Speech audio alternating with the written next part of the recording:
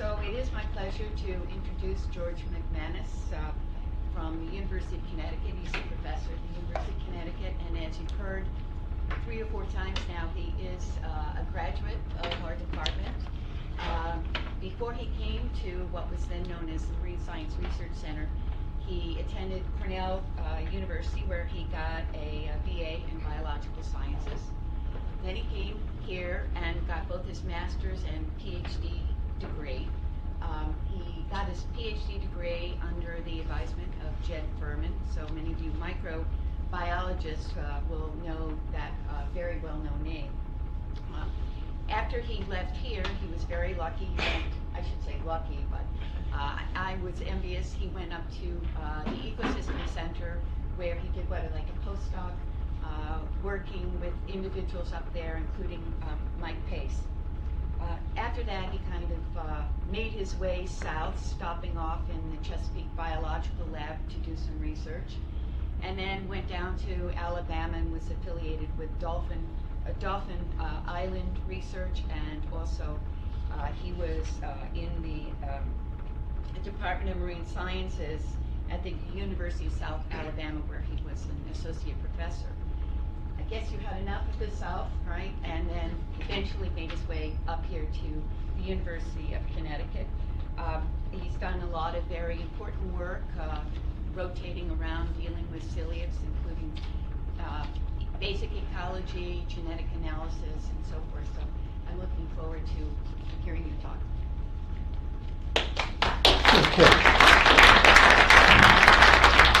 Okay, thanks very much, Darcy. Let me know if the sound is not good enough, or just a quick observation. You know, I don't know how many people have read the book Men's Lives.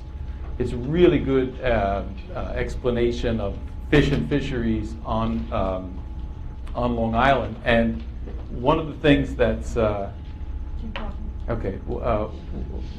of the things that Peter Matheson points out is the artisanal fishermen that live on the east end of Long Island, and they use whole seines with a pickup truck and a road dory to get striped bass out of the surf and something.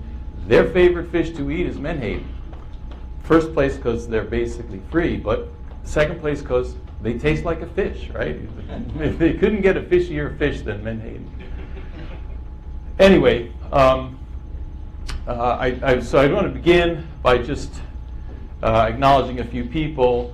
Laura Katz is my long-term collaborator from Smith College. She and this fellow, Juan Zhang from UConn, kind of dragged me kicking and screaming into the molecular era. This fellow here was a graduate student, Don Schoner, who I'll be presenting some of his work. And you know, when you look for a picture of your graduate students after they're gone, the only pictures you can find are the ones you tried to humiliate them with when you introduced them at their defense. So Don got married in a traditional Korean ceremony, and that's why he's wearing the costume there. Luciana Santaferrara is another UConn faculty member who's done a lot of the bioinformatics in my lab in recent years. And Wei Wei Liu is a Chinese visitor from China who's working on the bug that I'm going to talk about today. I'd like to just start for a minute by talking about a guy that many of you may remember, but if you don't, Bill Peterson was a professor here in the early 80s. He was a great guy. He was a zooplankton guy, did a lot of basic stuff on Long Island Sound. He passed away last month. And these are a couple of pictures I found of Bill. This is kind of typical to me. Bill, we used to go out every week in the what was then the privateer, a fiberglass skiff. I don't know if you have that anymore, but Bill would bring everything that was in the lab. And he would always just say, just for fun, let's bring that 300 micrometer net. There might be some larval fish out there. Or just for fun, he'd bring a microscope and he'd be kneeling on the deck of the privateer, picking copepods with a pipette for experiments. A bunch of us in '85 went down to Chile and did a big study of the upwelling area down there. Bill led that. And again, he passed away a month ago, a great guy. After he left Stony Brook, he was in University of Cape Town for a while, and then he had a long career in NOAA. And if you look him up on Google Scholar, he has quite a few basic contributions to oceanography. I remember Bill always as a guy who was fundamentally a biologist, but he was always talking to the physical oceanographers. He was always interested in how the circulation was affecting his bugs and what that meant for their biology. So RIP to Bill. Okay, a quick outline. I'm going to talk a little bit historically, or sort of a narrative mode, of how I got into the whole mixotrophy area. I'll talk a little bit about diversity, because that's really what I've been interested in for the past 20 years or so, and how it relates to these mixotrophic ciliates. And then I'll give some more straight-up ecophysiology on a particular mixotroph that we've been able to cultivate, Strombidium razzles-adigani.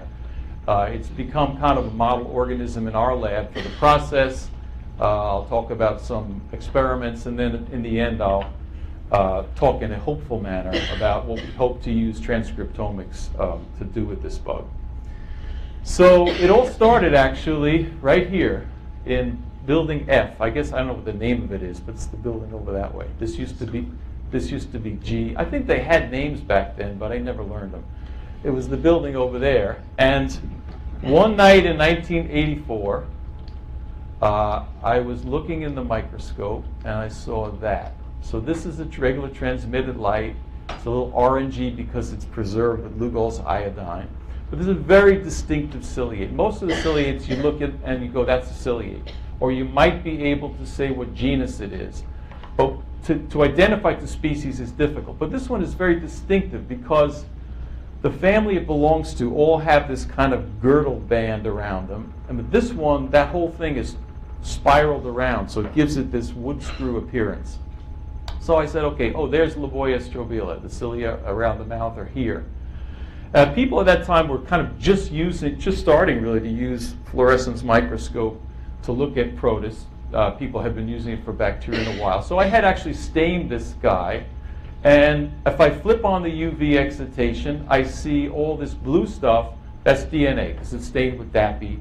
And you can see that this particular ciliate has multiple nuclei, which is not that surprising. And you can see a little reddish stuff. And I'm thinking, well, that's phytoplankton that it ate, because phytoplankton will fluoresce red because of the chlorophyll pigments. And for some reason, I can't recall why, I flipped over to the green excitation, which is a really strong line in the fluorescence microscope, which will light up a chlorophyll, but also a pigment called phycoerythrin. And all these things jumped out at me. And I remember running out of the room and running out of the building and saying, someone come and look at this. But it was really late at night. There was nobody here but me. And so I went back inside, and I said, what the hell is that? So it's not stuff you ate, because it's all distributed in an orderly manner. It's too big to be cyanobacteria, which I thought could be symbionts. So I thought, that seems to be chloroplasts. Here's a ciliate with chloroplasts. That's heresy. Like, what is this? What's going on? So my advisor at the time was Jed Furman. And Jed had a habit, if you went to him with an observation, he would say, where's the manuscript? Write it up. And I had nothing to do with this. My dissertation was who eats bacteria, little flagellates and stuff like that. But because Jed pushed me to do it, I wrote this little paper in 1986. And it's funny because right at that time, there were 3 labs in the world where people were observing the same thing. I don't know if they ran out of the room, but basically there was a Diane Stecker who was at Woods Hole at that time. Her group was looking at ciliates and saying some of them seemed to have chloroplasts. And there was a French group, a guy named Feridun Razzles-Adigan and Michel Laval, who were observing the same thing. So because Jed pushed me and the paper got out, we kind of got a foot in the door on this new mixotrophy thing that we wouldn't have had if I didn't heed his call to publish. So I did look back. I said, okay, I have a bunch of other samples from the same cruise. Let's see what we can find out. And these are some data from that. Is the sound okay? I have an idea that it's... No, it's too loud. But it's too loud? he has to undo the whole system to have it low. Well, Lower the microphone. Move it down on your shirt a little further. Yeah. Lower it 1 button. Yeah. That's too much. How's that? how's that? Yeah. Okay. I turned it off and put it down 2 buttons. That was not good. Okay, so anyway, so a couple of things we noticed, right? So these little open dots here are the ciliate laboia that I had observed and ran out of the room, right? So they're clustered near the surface, 3 different dates, I guess. We had samples from 3 different dates. And then there's another ciliate, Mesodynium rubrum, very famous ciliate, and it seems to co-occur. And Mesodynium rubrum was the one ciliate that people knew had chloroplasts. In fact, if you read the Voyage of the Beagle, Darwin observed Mesodynium rubrum. Didn't have a name for it at that time. No one described it until later. But if you read his description of this little critter, which was present in a massive red tide off Chile, it's Mesodynium rubrum. There's no mistaking it. He described the little hula girl cilia around the middle, its flimsiness, it's very easy to pop, and its color and so forth. And in fact, this is a red tide of this ciliate from 2012 in western Long Island Sound. Convenient white bucket. Somebody says, hey, get a sample of that stuff so you can see the contrast. But it was known to have chloroplasts, but it was thought to be the only one, and it was thought to be some weird symbiosis. In the intervening years, people have done a lot of work on this bug, and we thought at the time, well, maybe that's where the chloroplasts are coming from. Maybe one ciliate's eating another. Turns out they're both eating cryptophytes, which is a kind of phytoplankton, and even weirder, this ciliate gets eaten by a dinoflagellate, Dinophysis, which steals its chloroplasts. So there's like a cryptophyte that gets eaten by a ciliate that gets eaten by a dinoflagellate, and the chloroplasts get passed along.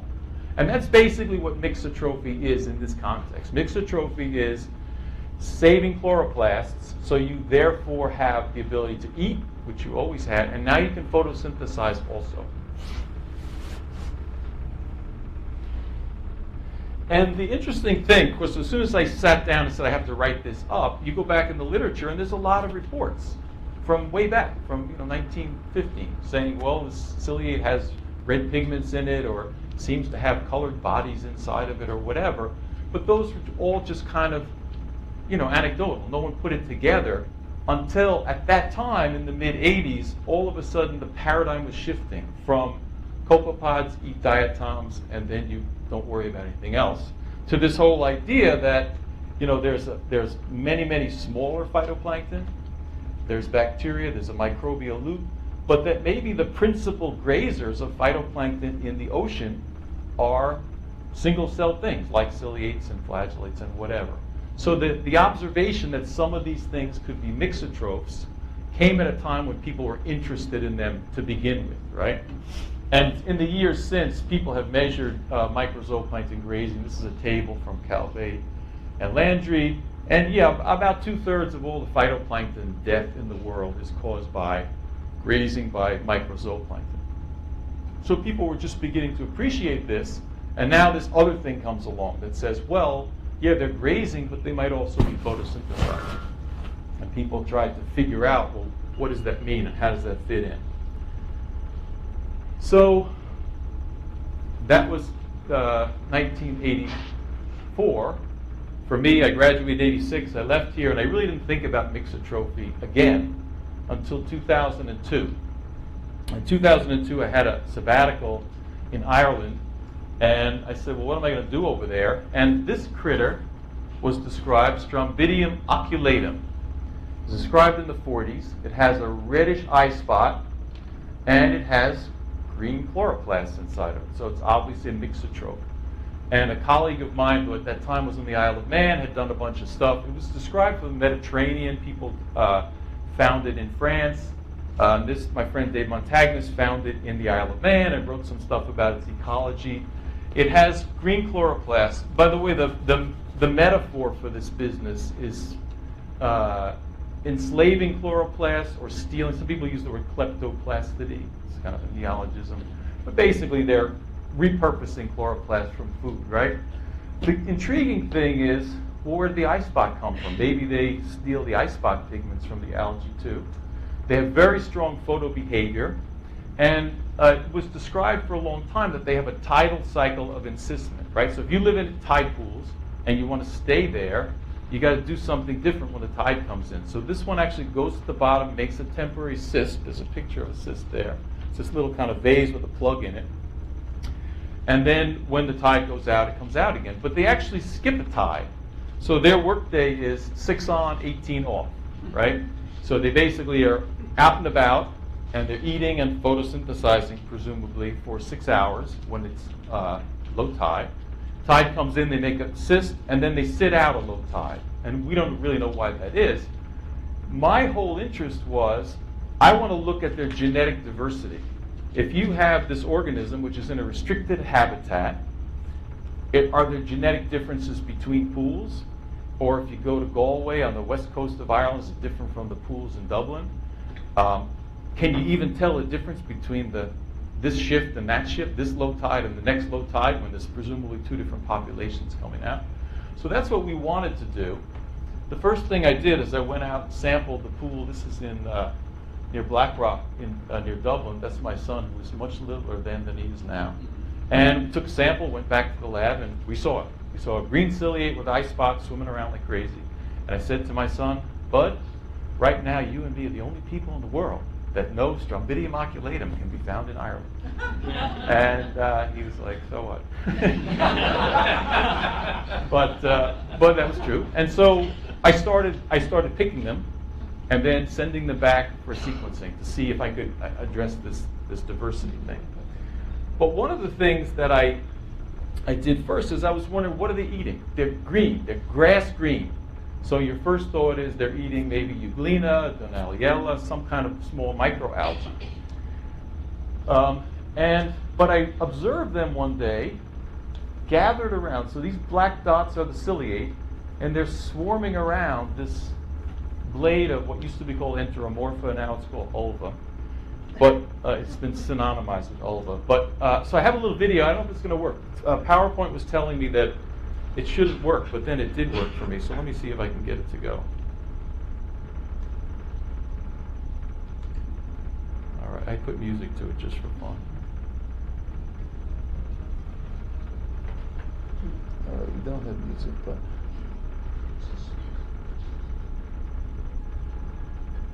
Anyway.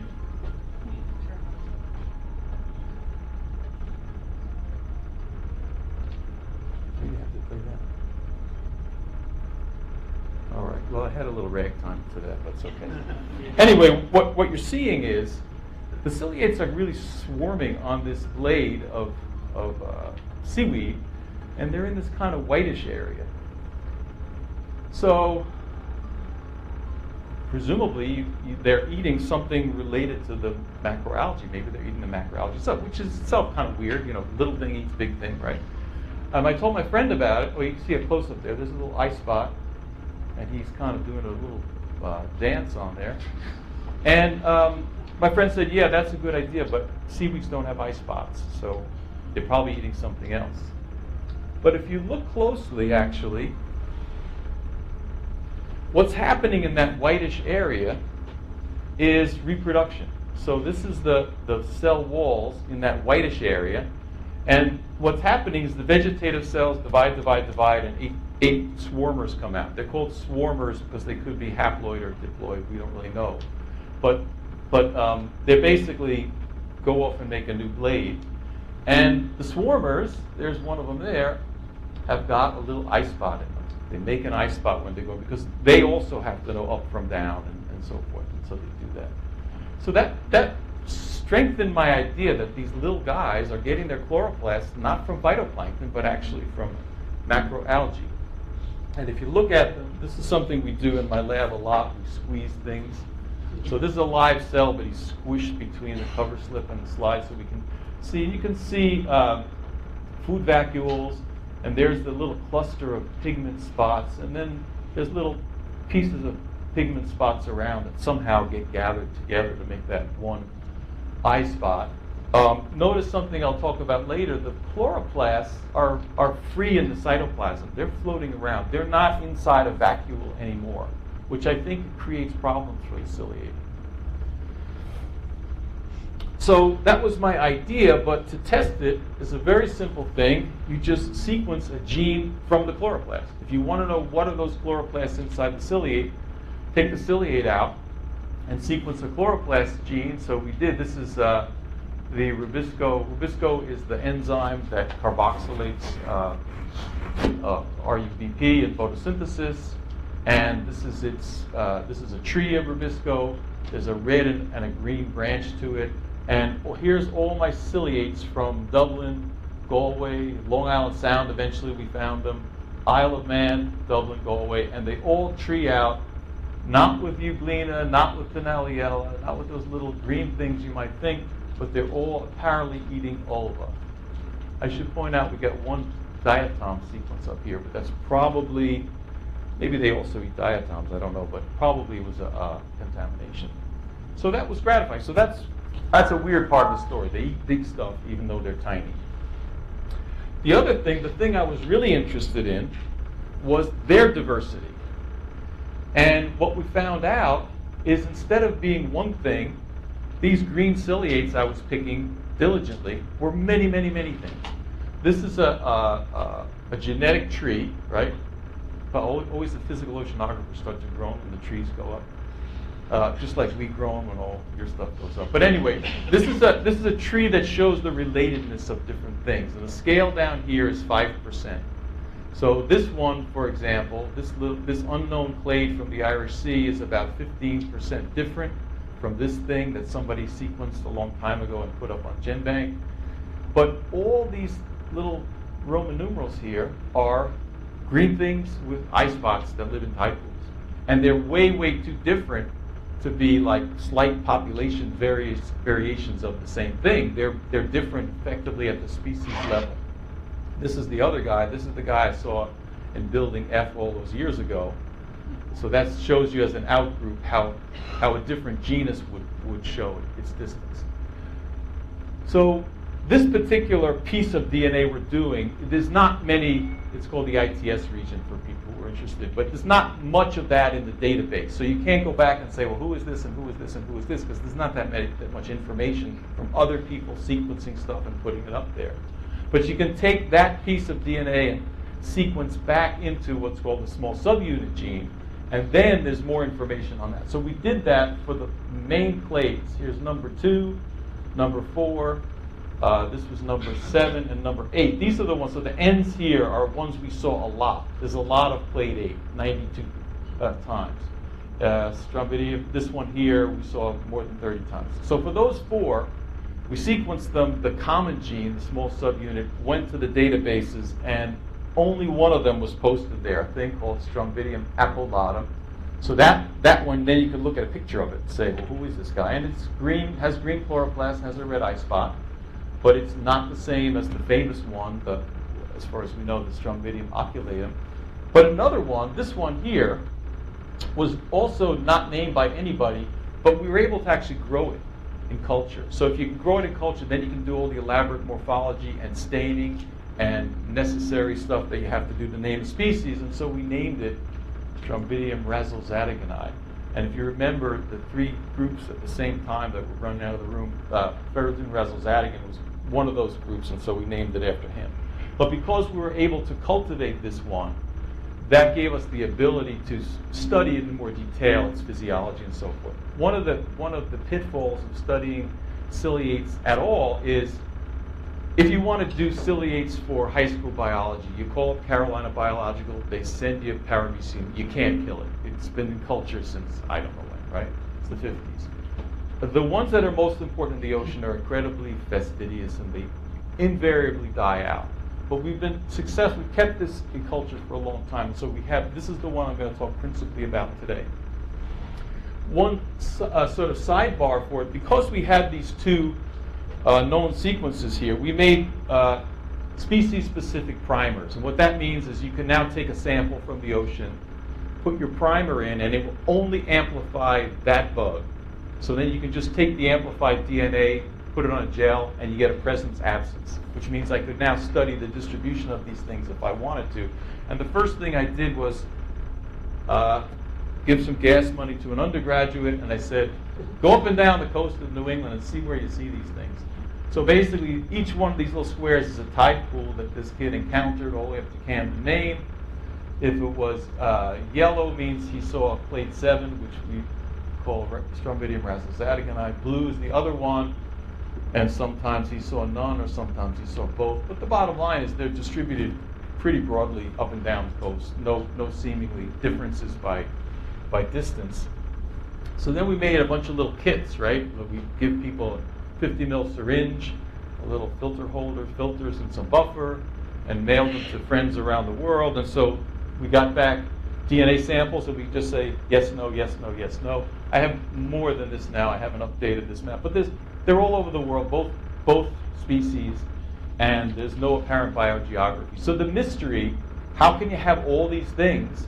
They're green, they have eye spots, they live in tide pools. Why is there no competitive exclusion? How can they all apparently be eating the same thing and doing the same thing and coexisting? It's the everything is everywhere paradigm.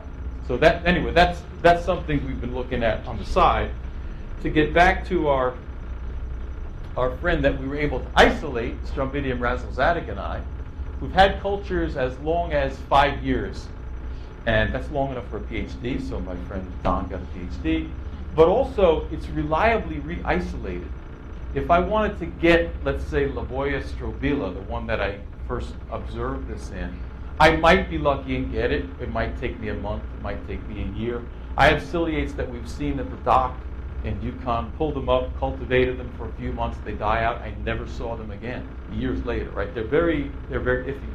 But I know there's tide pools in Maine that I can go and get Strombidium razzlezadigani every time. So when I need it, I go to the Isles and Shoals and I isolate. So we've done this numerous times, and now that we have a barcode for it, we know it's the same thing. So it's really a useful model for that.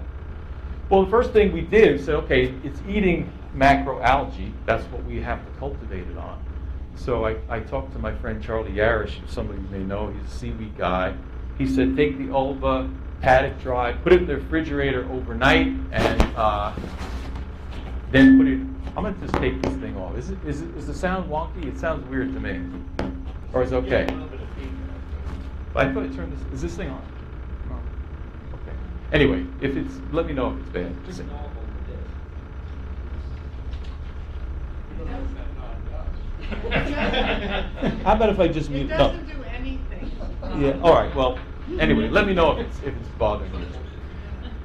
At any rate, so we started making swarmers out of seaweeds, right? That's a pain, right? You just have to get them, keep them overnight and everything. So, but we were able to cultivate them on ulva, and we got a growth rate about 1 per day. We didn't quantify the swarmers. We just threw the seaweed in there. But so maybe they don't eat microalgae in nature, but maybe they'll eat them in the lab. So we tried this bug, Tetraselmis, which is a famous aquaculture feed, and they loved it. They grew fine on it. And this is a kind of a typical, what's called a numerical response. Numerical response in zooplankton is growth rate versus food concentration. And they all have this hyperbolic function, right? There's a part where you're food limited, and there's a part where you're food saturated. The K sort of says how fast do you get to that maximum growth rate, and the mu max is how fast can you grow. So these guys have a pretty good clip, 1 to 2 divisions per day, and they saturate pretty low, right? They don't need a lot of food to get up to that maximum, which is not really surprising. Okay, so just a quick preview of what I'm going to talk about, a little bit about their photosynthesis, which we've been able to measure, something about the foods, the different foods we fed them, their numerical functional response curves, the plastid turnover, right? If you're feeding, how often do they throw out old chloroplasts and get new ones? And we've recently been able to actually grow them heterotrophically without light, and what does that mean? And then I'll finish up, as I said earlier, with some hopeful thoughts about how the transcriptome is going to help us understand this. So this is what you'd do if you had a phytoplankton in culture, right? This is light versus growth rate, and they saturate at about 30 micromole photons, pretty reasonable level for a phytoplankton. And so we were interested initially with the product of photosynthesis, right? So if they're making sugars, what do they do when they respire those sugars? Do they recycle the carbon dioxide, which would mean you're way underestimating their photosynthetic rate, or do they just ingest it? And the way you look at that is in a pulse chase. So this is basically you start at time 0, and they're accumulating activity. This is C14 bicarbonate. And then at this point, or at this point, you take them out, you dilute them out from the isotope. So you basically pulse them with the isotope, and then you chase it with unlabeled isotope. And then we compared what happens in the light and the dark, right? And if they were recycling the isotope, right, then they would hold on to the isotope in the light, but they wouldn't hold on to it in the dark because they're not photosynthesizing anymore. And what we found is there's no difference between the light and the dark and the scatter here, but basically the best fit to that decay of after putting them not in the isotope anymore is about 80% respired. So basically they're using photosynthesis to make sugars, and then they're respiring those sugars, and they're excreting out the carbon dioxide again. Other people have seen this with other mixotrophs as well.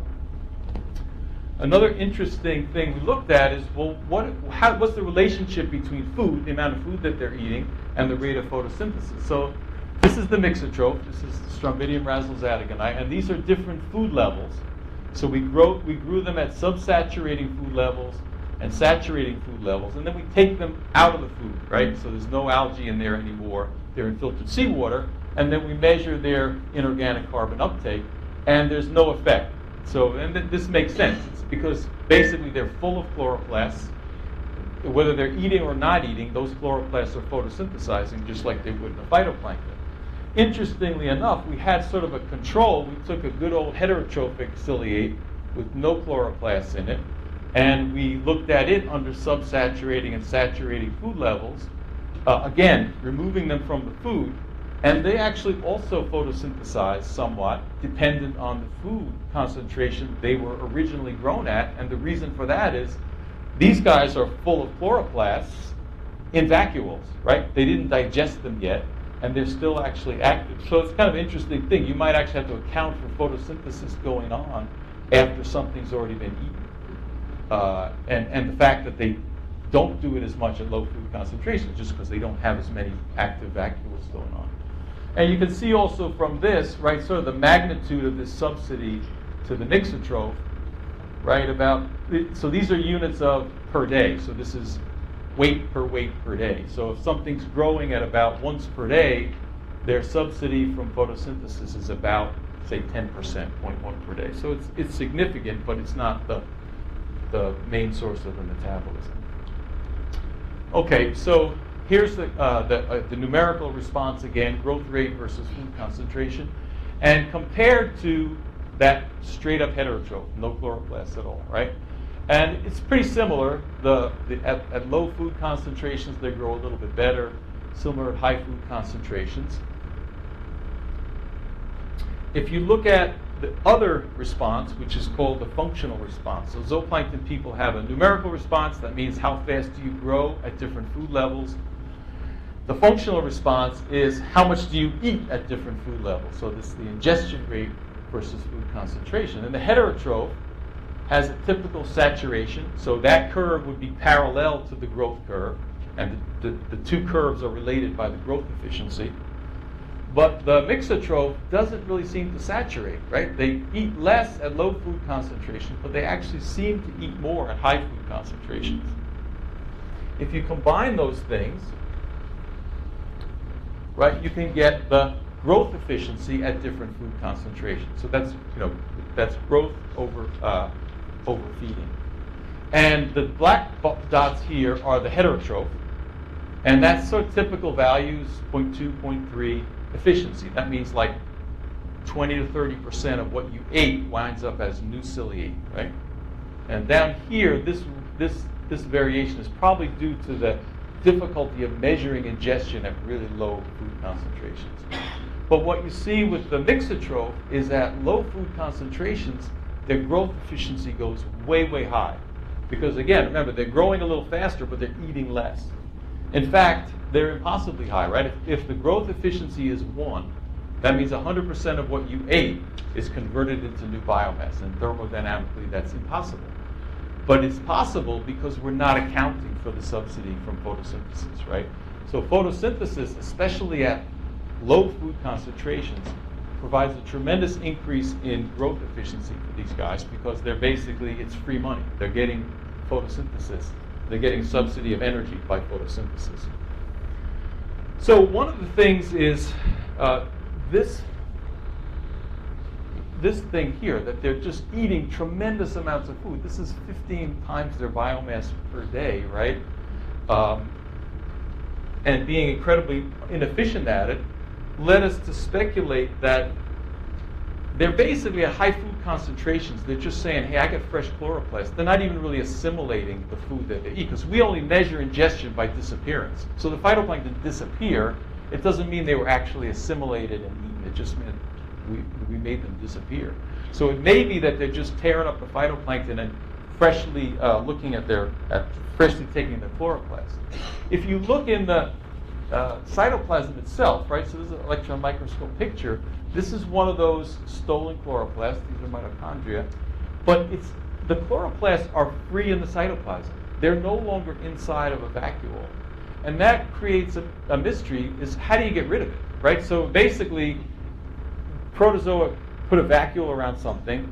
They change the chemical environment. They digest everything, suck the goods out, and then that vacuole moves to the cell surface and is expelled. If you have something inside that's floating in the cytoplasm, to get rid of it, you'd have to surround it with another vacuole and either ingest it or you could digest it in what's called autophagy vacuoles. We don't see that. We just see the free chloroplast. So we actually don't know what's the cycle of chloroplasts, the cycle of chloroplasts go through, because over time they're going to stop working anymore. We do see, here's a light microscope picture, these sort of chloroplasts that are really dense and dark, and they may be the older ones, and maybe they have a mechanism for getting rid of it, but that's a mystery still. We don't really know how they do that. And one of the things that we observed is if you starve them, right, so you have it in culture, you got plenty of them, you don't mind starving some of them. We put them in filtered seawater. You can starve them in the dark or in the light. They'll die out over like a 96-hour time scale, but they die green. They might have a little bit fewer chloroplasts, but they basically hang on to those chloroplasts right to the end, which suggests, again, maybe they can't digest them. Maybe they're just stuck with them. So if you wanted to know what's the plastic turnover, you can't just fit a curve to that starvation thing, because they're just as green when they die as when you started out. But we did figure it out by a semi-clever trick. Here they're green because they're fed tetracelmus grass green chloroplast. But they also will eat cryptophytes. Remember I told you earlier about the laboya that was eating cryptophytes, mesodynium eats cryptophytes. There's something about cryptophytes that lends itself to this stealing the chloroplast thing. And you can feed them cryptophytes and they'll turn red. And so you can measure under full food saturation, how long does it take them to go from all green to all red? And it's about 48 hours. There's a little green one still in there, so he's not fully red. But basically, within 30 minutes, you start seeing chloroplasts. 24 hours, they're mostly chloroplasts. There's a divider here. They parcel out, they meet out the chloroplasts between their daughters, and then within 48 hours, they're pretty red. So then you can do the opposite, is start them out red and give them back the green food, and they're quicker to go green, right? 30 minutes, they've got quite a bit of green. By 24 hours, they're almost all green. So it seems like they prefer to be green. If you give them the red chloroplast, they're like, whoa, and then they have a choice for green. They seem to choose the green ones. And we don't know if that's their choice, or if it's something about the chloroplast that makes them easier to enslave if they're green versus red. We just don't know. An interesting other feature of this, so here's the green and here's the red, and there's their numerical response. It's pretty similar. They grow about the same. The growth efficiency, because these curves are more or less parallel, and to the ingestion curves as well, the growth efficiency boost that you get with the green food, where you're subsidizing photosynthesis, they don't get with the Rhodomonas, even though we're pretty sure that the Rhodomonas, I don't have measurements of photosynthesis when they're red, but they look just the same. They're packed with chloroplasts and they grow about the same. But they don't seem to get that big boost, that low at low food concentrations. Another thing we did was say, okay, well, what happens if you start them off green and then you either offer them just the red food, like they're going to transition over, like I showed you a minute ago, or you offer them a mixed food. You offer them equal amounts of both. And if you just offer them red food, they turn red, right? Because the chloroplasts, I think there's a mandatory turnover as the chloroplasts get kind of wonky. Parenthetic to that, phytoplankton spend a lot of energy maintaining and regulating their chloroplasts. These guys, as far as we know, spend none. They don't have genes for chloroplasts as far as we know in their nucleus. So when the chloroplasts go bad, somehow they've got to go. So they turn red then, but if you give them a mixed food, they'll stay green. They stay 90% green. They might still eat the red food, so there's a little bit of red, but they apparently, if you have green chloroplasts, you keep them, unless you don't have any other choice. So finally, one of the things that we saw initially was we thought they were obligate mixotrophs. And people in the literature who had done some work on this earlier, but not really able to maintain things in culture, reported the same thing. If you starve them in the dark, they don't grow.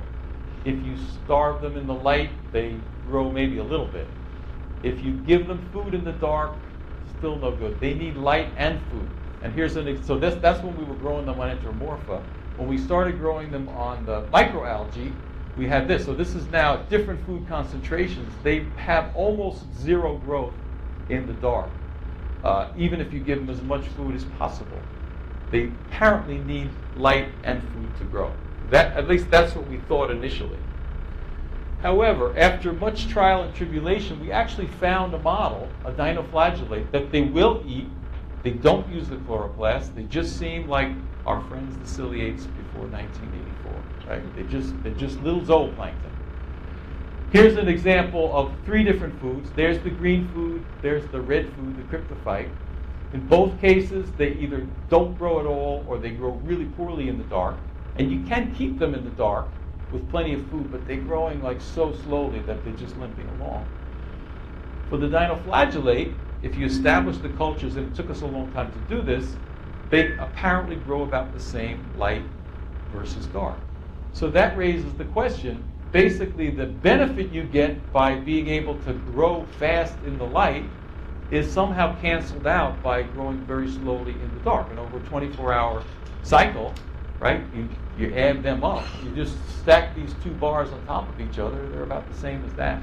So there's some kind of a cost to being able to do this, and we're trying to figure out what that cost is. This is just a picture that shows the transition. Initially, when you put them from green food into the dinoflagellates, they still do better in the light because they still have their chloroplasts.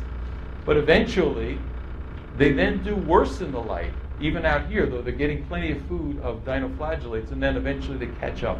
We don't know what that process is. It must be some kind of a metabolic changeover. So then I promised I would end up talking a little bit about transcriptomics. So this is, for people who are in the audience that don't know anything about this stuff, I'll just take a minute. Your genome is all the genes you have. That's DNA. But at any one time, you're not using all those genes. You're just using the ones that are transcribed. And that part is not your genome, it's your transcriptome. And that's in RNA. And that's kind of harder to measure. But it's more important because those are the genes you're using. So you want to really do that. So a few years ago, about 5 years ago, I guess, the Moore Foundation put out a call. The Moore Foundation got interested in marine microbes. And they said, anybody who has eukaryotic microbes, send us their RNA and we'll pay for the sequencing of the transcriptome. So I said, oh, Strombidium was acting on. And so I had to send them the RNA. So these guys are very flimsy. They won't survive being filtered very well. They won't survive being centrifuged. So I had to pick individually. And they told me how much RNA I had to have. So I had to pick 22,000 individuals with a little pipette. And I would go into work every day and I'd have the RNA later stuff, and I'd pick, 1,000. to do my work day. It took me like about a week, and I got them all in. And out of that, all that, you get one transcriptome under one circumstance. So you just get a big bag of genes. We got 10,000 of them, and we thought optimistically, well, let's look for something that might be related to mixotrophy. So one of the things we thought was, chloroplasts is kind of like a hot potato, right? Chloroplasts are absorbing light, and they're creating reactive oxygen species, and phytoplankton, it's a dangerous thing, right? Phytoplankton have to worry about this stuff all the time. So what do these guys do? Well, they do have some genes in this big 10,000 genes, we found several genes that were related to mitigating reactive oxygen species, to mitigating the effects of potentially photo damage of reactive oxygen species. And we took 2 of them that were aligned as ciliate, because we had to worry that there was still maybe some of the transcriptome had food in it from the food they were eating. It's always a problem with things that are eating. And we just did a quick experiment, and sure enough, if you put them in the light, the band means they express more of that gene. For both of the genes, they seem to be reacting in light to the problem of potentially reactive oxygen species. That's not really very much. That's the kind of thing you might put in a proposal and go, oh, give me money to do more of this. But one of the things that we're able to do now, so 5 years ago, I picked 22,000 of these guys, got the RNA, and sent it off to be sequenced. Last week, I picked 14 of them, 7 from the light and 7 from the dark, and just sent them off, because now we can do a transcriptome on one species. So that's 22,000 times more powerful than we were 5 years ago. So now we can look at the expression of different genes, and we have replication, and we can look at them under many different conditions. So I'm hoping, they told me 4 to 6 weeks, when that comes back, I'll have much better idea of what genes are turned on when they're mixotrophic and turned off when they're growing in the dark. So that's my final hopeful thing. Okay, quick summary. I think I've shown you that these salient points, the mixotrophic ciliates and tide pools, are weirdly diverse. We don't know why. They eat green macroalgae, also weird. Most of what they get, the benefit is energy. It's just basically respired and not recycled. The photosynthetic rate is not related to their food level, because they're full of chloroplasts. They do that. This parenthetically, all things that are eating phytoplankton are potentially photosynthetic. And this is a point I try to bring home to people. We're stuck in this idea that everything has to be a little animal or a little plant, right? You still teach us phytoplankton and zooplankton, right? But actually, the vast majority of things are neither. They basically have a mixed metabolism. Sometimes more photosynthetic, sometimes less photosynthetic. A diatom maybe is a pure autotroph, but almost anything else will have this capability of doing both things. The photosynthetic benefit they get is highest at the low food level. So when people first started talking about mixotrophy, all the modelers got after it, and they're like, everybody should be a mixotroph. Why wouldn't you, right? It's free money. But in fact, there is a cost to it. We don't really know what all the costs are. Possibly it's as simple as there's less room for digestion when I'm packed with all these dopey chloroplasts and it's dark out, right? We weirdly don't know the fate of the chloroplasts. I've sent innumerable undergraduates after this to just make a chloroplast budget. Look in the water. Are there free chloroplasts? But nobody's succeeded yet. And now that we have a model that can be grown both mixotrophically and heterotrophically, I'm hoping that will lead to a lot more insights into the process itself. So I just mentioned we're doing expression profiling now on individual cells, which is going to give us a lot more replication. I'll continue to send people after this. And we have a model for mixotrophic growth in light and dark. And we're hoping, ultimately, that we can find genes that are specifically associated with the ability to keep the chloroplast. Not all ciliates do it. Not all phytoplankton, not all dinoflagellates do it. But if we could find genes that say that's for mixotrophy, then you could use that as a probe in the environment to say how widespread is this at any given place and time. And so thanks very much. I'd like to thank again Darcy for inviting me. Thank everybody for coming. Last time I was in this room, I said, you know what? I dream of this place a lot. I was here a very long time, and you don't always realize, but I'm still here sometimes. Anyway, thank you very much for your attention.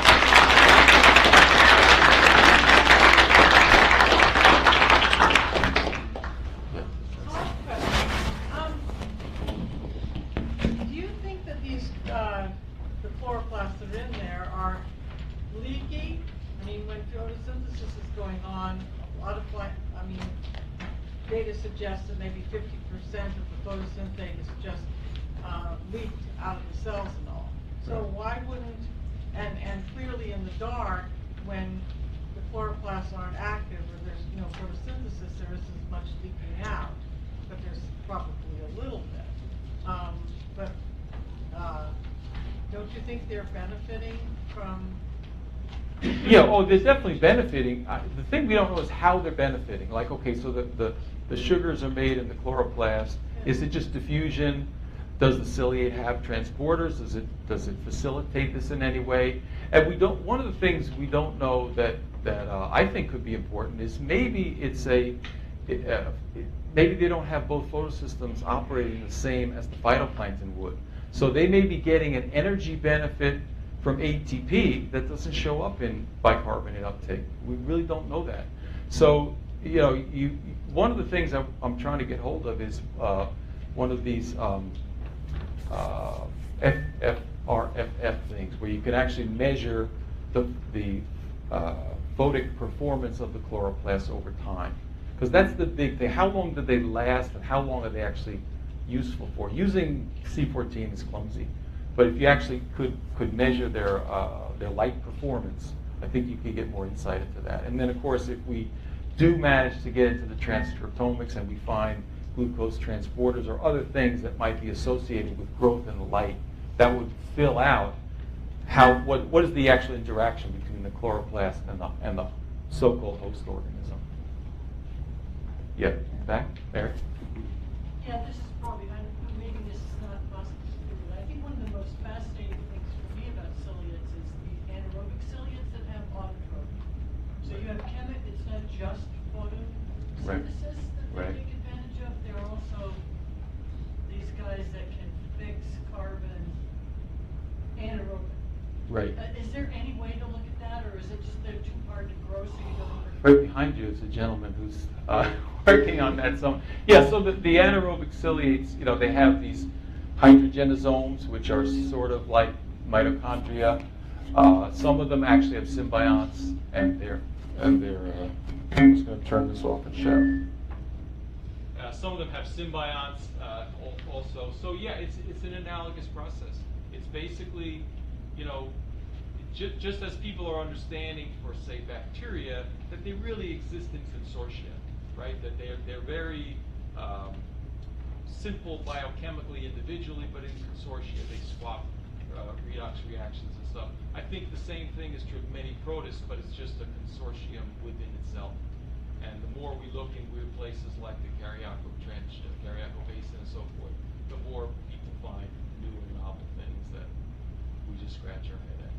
I was just out in Prague. The International Society of Protistology meeting was there, and Miklos Müller was there. He's the guy who came up with the function of the hydrogenosome and anaerobic metabolism in ciliates. It was really interesting to see, because they had people who have been working in that field since then.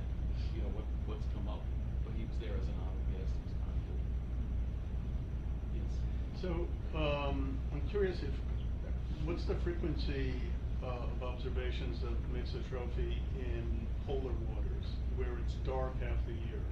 Yeah. So if in terms of maintaining chloroplasts that are going to do nothing for 6 months of the year, or more or less nothing, do you see the same abundance? Has that been? I'm sure it's been done. I'm not aware of it. In temperate waters, the typical number, people say 40–50% of the planktonic ciliates seem to have chloroplasts at any one time. Can vary quite a bit, but I don't know. I know that Diane Stecker, who kind of made a career out of this, that basically was late to the game, and spent a lot of time in the Antarctic. So I'm sure she's done that, but I don't have it at my tongue like this. But it's logical sense that obviously in the or material would be less important. Yeah, I mean, first, thanks, and I'm sorry to hear about your dreams of this. What are good dreams? What another group of protists that do this are foraminifera, planktonic, and benthic. Different thing. They put membranes back around, but a number of years ago I read a very intriguing paper about deep sea benthic foraminifera that extract chloroplasts and maintain them for some period in the dark. This is over 1,000 meters deep. And that paper discussed possible uses of chloroplasts for other things besides energy or carbon. And they suggested nitrogen metabolism. Is there any literature on this for ciliates? Well, the only so the student whose PhD was partly based on, he actually did stable isotope uptake of nitrate and ammonium, comparing heterotrophic ciliate, and actually their uptake of nitrogen was very small. So the idea you see in the literature all the time, well, if they're mixotrophs, they're competing with phytoplankton, but actually they're not. They primarily excrete. They're net excretors of nitrogen. Yeah, and there's a whole freshwater literature of symbionts in lake ciliates that are apparently photoprotective. That basically if you're in very close to the surface, the absorption of light and the handling of it by the symbionts who are more adept at it is an adaptation. But I don't know of any other thing besides the energy value that these guys would get. So take the last question from Steve. Hey, Steve. George. So I'm wondering if one of the key mechanisms kind of governing this switch between mixotrophy and heterotrophy might be the fact that this vacuole cycle might be a hard thing to be heterogeneous about for a cell, right? I mean, a cell just has to decide if it's going to use vacuoles to digest things, or if it's going to do something very different, like this situation where they're just depositing things straight into the cytoplasm. And so that's, to me, is a really interesting thing, because that really suggests it kind of, as a whole cell, you have to kind of decide one thing or the other, because it's very hard to be diverse in that respect. And that kind of opens up this question about, well, are there really, really distinct niches then that support these two different modes? What you're suggesting to me sounds like under very low food levels, you're going to see mixotrophy, basically. So open ocean, oligotrophy, early season, prior to, just coming out of winter, things like that would seem like ideal places to start seeing it. And do we see that kind of patterning? Oh yeah, I think in the big picture of oceanography, things that are mixotrophs like radiolarians and forams, they're principally oceanic. So I don't specifically with the ciliates. I can't say off the top of my head that somebody's done a transect and shows higher fraction as you get offshore, but it would make sense that it's a oligotrophic strategy. And the other side of it, the beginning of what you're saying, is it's also clear that being packed with chloroplasts is a cost to you, because now you're trying to stuff some food vacuoles in there and there's no room for it. And somebody actually said, well, why don't they just get bigger under certain conditions? And we sort of looked at that, and light versus dark, they don't change size. They just fill up with chloroplasts or